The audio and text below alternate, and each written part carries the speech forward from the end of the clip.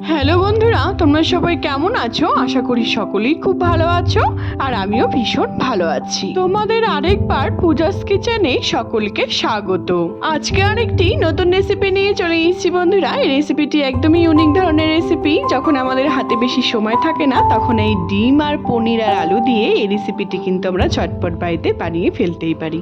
বা বাড়িতে কোনো রকম কোনো গেস্ট আসলে এরকম যদি রেসিপি করে তাকে খাওয়ানো যায়, তারা খুবই প্রশংসা করবে। তাহলে চলো শুরু করি। এখনকার দিনে কিন্তু আমাদের হাতে বেশি সময় থাকে না, এজন্য ঝটপট রেসিপি কিন্তু আমাদের খুবই প্রয়োজন। তাহলে চলো, খুবই সুস্বাদু হয় খেতে। রেসিপির সমস্ত উপকরণগুলি আমি আমার ডেসক্রিপশন বক্সে দিয়ে দেবো, তোমরা সবাই দেখে নেবে। সবার প্রথমে আমি বেশ কিছুটা চাল নিয়ে নিয়েছি। আমি এখানে বাসমতি চাল দিয়ে করছি। লম্বা লম্বা ধরনের যে চালটি হয় সেটি দিয়ে আমি করছি। তোমরা চাইলে বিরিয়ানির চাল দিয়েও করতে পারো। খুব ভালো মতো করে ধুয়ে বেশ কিছুটা জল দিয়ে আমি এটিকে ভিজিয়ে রেখে দিলাম। আর এখানে বেশ কিছুটা আমি আলু কেটে নিয়েছি 2 টুকরো করে, আর নিয়েছি 4টা ডিম। আমি এবার এটিকে প্রেসার কুকারে দিয়ে আমি সিটি মেরে নেব, সিদ্ধ করে নেব। তারপর তোমরা নেক্সট স্টেপ দেখো। তোমরা চাইলে ডিম আর আলুর পরিমাণ আর পনিরের পরিমাণ বাড়িয়ে বা কমিয়ে নিতে পারো। তোমরা এখানে বিশেষ করে বন্ধুরা এতটাই টেস্টি হয় খেতে। এখানে কিছুটা আমি নুন দিয়ে এটিকে সিদ্ধ করব, যাতে আমাদের ডিমের খোসাটি খুব সুন্দর করে ছাড়িয়ে আসে আর ভেঙে না যায়। আর এটি একটি টিপস বলতে পারো এই রেসিপির। আর যা যা লাগছে আমি সব কিছু রেডি করে নিয়েছি। পেঁয়াজ, টমেটো, ধনেপাতা, আর এখানে একটি মিক্সি নিয়ে নিয়েছি বন্ধুরা। এখানে আমরা আদা, কাঁচা লঙ্কা, রসুন আমি এটি পেস্ট করে নিয়ে নিলাম। তারপর এখানে বেশ কিছুটা আমি পনির নিয়ে নিয়েছি। আমি এখানে 200 গ্রাম পনির নিয়ে নিয়েছি। তোমরা চাইলে বাড়িয়ে বা কমিয়ে নিতে পারো। দেখো, আমি আমাদের সিদ্ধ ডিমগুলো আর আলুগুলোকে খুব সুন্দর করে আমি এটাকে বের করে নিয়েছি। সিদ্ধ করার পরে দেখো আমাদের ডিমের খোসাগুলি কত সুন্দর করে ছেড়ে এসছে। একটিও ডিম কিন্তু আমাদের ভেঙে যায়নি ওই লবণ দেওয়ার কারণে।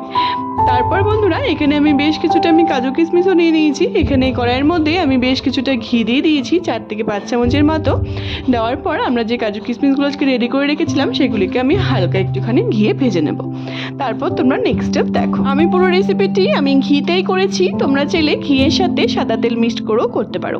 দেখো বন্ধুরা, আমি কাজু কিশমিশগুলোকে ভেজে আমি তুলে নিয়েছি। এবার ওই কাজু কিশমিশ ভাজার যে ঘিটি ছিল সেটির মধ্যে আমি পনিরগুলোকেও খুব সুন্দর করে ভেজে নেব। সামান্য একটুখানি হলুদ আর নুন দিয়ে আমি এটিকে ভেজে নিচ্ছি। তারপর তোমরা নেক্সট স্টেপ দেখো। পনিরটিকে কিন্তু বন্ধুরা আমরা খুবই সামান্য ভাজবো, বেশি কিন্তু ভাজবো না। সামান্য একটু নুন আর হলুদ দিয়ে যেরকম আমরা পনিরটিকে ভাজছি, সেমভাবেই আমরা আলু আর ডিমটিকেও কিন্তু সেমভাবে এরকম করে হালকা একটুখানি ভেজে নেব।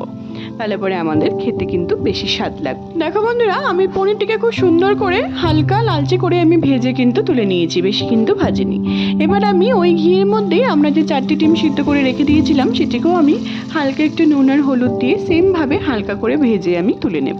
ডিমগুলোকেও সেমভাবে হালকা ডিপ ফ্রাই করে নেওয়ার পর খুবই সামান্য একটুখানি লালচে লালচে করে আমি ভেজে নিয়েছি।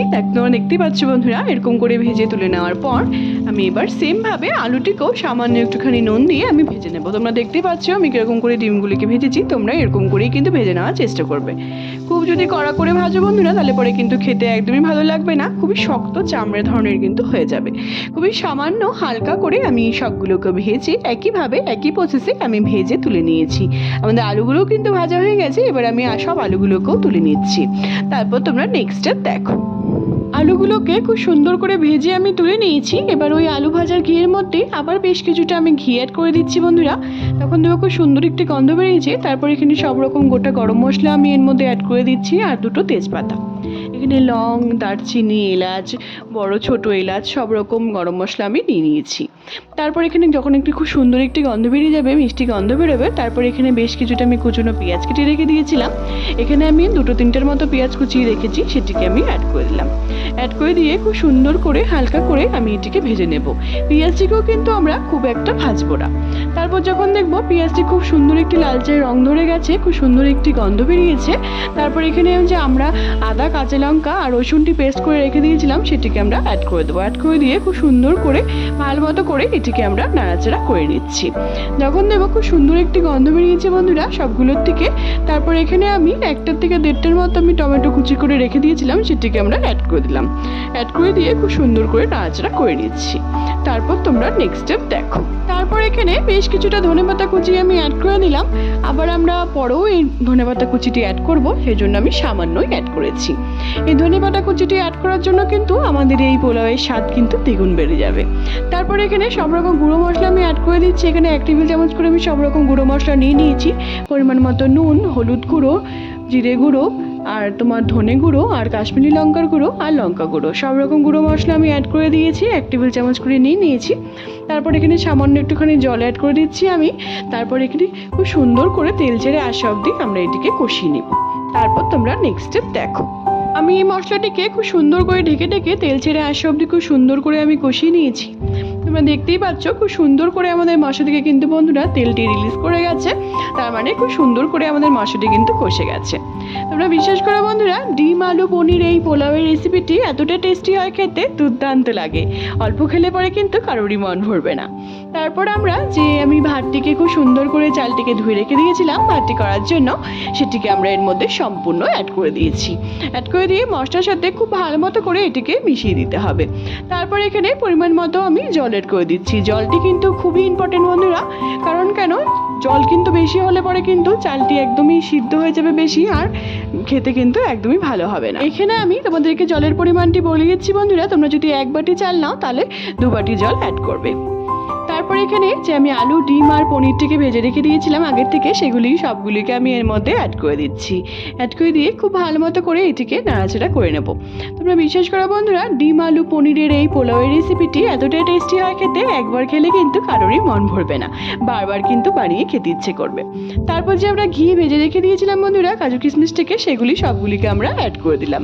আর দিচ্ছি বেশ কিছুটা ধনেপাতা কুচি আমি এর মধ্যে অ্যাড করে দিয়েছি। তারপর এখানে শাহি গরম মশলা গুঁড়ো আর দিচ্ছি বেশ কিছুটা গাওয়া ঘি দিয়ে এটিকে নাড়াচাড়া করে আমি আবার 5 থেকে 7 মিনিট এটিকে ঢেকে রান্না করে নেব। তারপর আমরা এটিকে গরম গরম সার্ভ করব।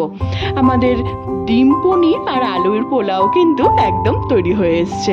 তোমরা বিশ্বাস করো বন্ধুরা, গরম গরম খেতে এতটাই টেস্টি হয় যে একবার খেলে পরে কিন্তু কারোরই মন ভরবে না, আর অল্প খেলেও কিন্তু কারোর মন ভরবে না। তারপর এখানে বেশ কিছুটা আমি কাঁচা লঙ্কা চিড়ে আমি দিয়ে দিয়েছি, এটা একদমই অপশনাল, তোমরা চাইলে এটিকে স্কিপও করতে পারো। কিন্তু কাঁচা লঙ্কার ফ্লেভারটি কিন্তু এই পোলাওতে খুবই টেস্টি লাগে, খেতে খুবই দুর্দান্ত লাগে। দেখো বন্ধুরা, আমাদের ডিম আলু পনিরের পোলাও কিন্তু একদম তৈরি হয়ে গেছে। গরম গরম আমি এটিকে সার্ভ করছি। তোমরা অবশ্যই বাড়িতে একবার ট্রাই করে আমাকে জানিও বন্ধুরা। আমার বিশ্বাস যে তোমাদের এই রেসিপিটি কিন্তু দুর্দান্ত লাগবে। একটি ইউনিক রেসিপি তোমাদের সাথে চটজলদি আমি এই রেসিপিটি আজকে আমি তোমাদের সাথে শেয়ার করেছি। আমাদের হাতে কিন্তু এখনকার দিনে খুবই কম টাইম থাকে, এজন্য ঝটপট এরকম রেসিপি কিন্তু আমাদের সকলেরই খুব প্রয়োজন। তোমরা অবশ্যই বাড়িতে একবার ট্রাই করে আমাকে জানিও বন্ধুরা তোমাদের এই ডিম আলু পোলাওয়ের রেসিপিটি কেমন লাগলো। যদি ভালো লেগে থাকে আমার এই ইউনিক রেসিপি পোলাওয়ের রেসিপিটি, তাহলে অবশ্যই অনেক অনেক অনেক বেশি শেয়ার করা তোমাদের সকলকে অনুরোধ রইল। আর অবশ্যই আমাকে কমেন্টের মাধ্যমে জানিও তোমাদের রেসিপিটি কেমন লাগলো। আর তোমরা যদি আমার চ্যানেলে নতুন বন্ধু হয়ে থাকো বন্ধুরা, তাহলে অবশ্যই আমার চ্যানেলটিকে সাবস্ক্রাইব করতে কিন্তু একদমই ভুলো না, যাতে আমি যখনই কোনো নতুন রেসিপি ছাড়বো তোমরা সেই রেসিপিগুলি সবার প্রথমেই পেয়ে যাবে। আর যে সকল বন্ধুরা অলরেডি আমার চ্যানেলটিকে সাবস্ক্রাইব করে ফেলেছে তাদের অসংখ্য ধন্যবাদ। আমার ফেসবুক আর একটি রান্নার পেজ আছে বন্ধুরা, সুইট কিচেন দিয়ে, সেটি লিঙ্ক আমি সবশেষে তোমাদের সাথে শেয়ার করে দেবো। সেটিকে ফলো করার আর অনেক অনেক অনেক বেশি শেয়ার করা তোমাদের সকলকে অনুরোধ রইল। সবাই ভালো থেকো বন্ধুরা, সুস্থ থেকো। আবার নেক্সট ভিডিওতে দেখা হচ্ছে নতুন একটি রেসিপি নিয়ে। টাটা।